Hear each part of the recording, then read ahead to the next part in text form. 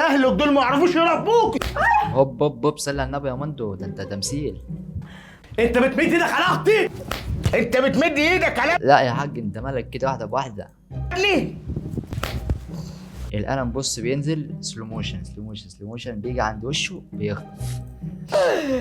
انت بتمد ايدك على ابني.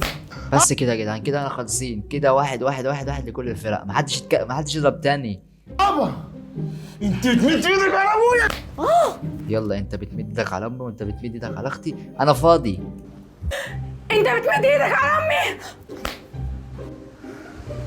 انت ليك العين انك تمد ايدك عليا؟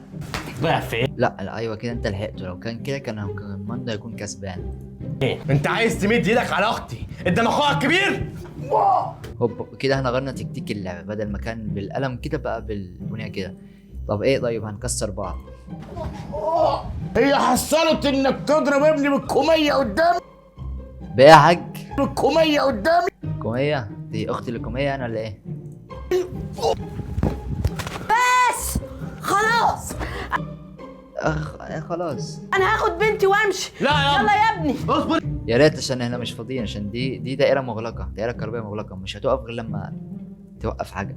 ياما لا لما قدم مامته وابوه لا لازم يتقدموا الاثنين. لا لا لا. قدم مين؟ انت ما تعرفناش؟ انت اتجننت ولا ايه؟ استنى انت يابا،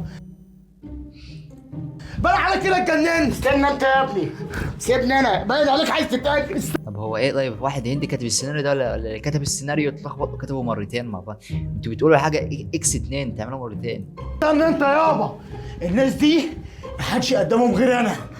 استنى يا ابني، هيقدمهم انا. استنى يا ابني، هقدمهم انا كده. استنى انت يا ابني، انت باين عليك عايز تتضرب. استنى انت يابا. انت الراجل الخارق، انت سوبر مان بتاعك هتطير يا عم. انا معاكم هكمل، ده 10 دقايق، انا معاكم مش هكمل.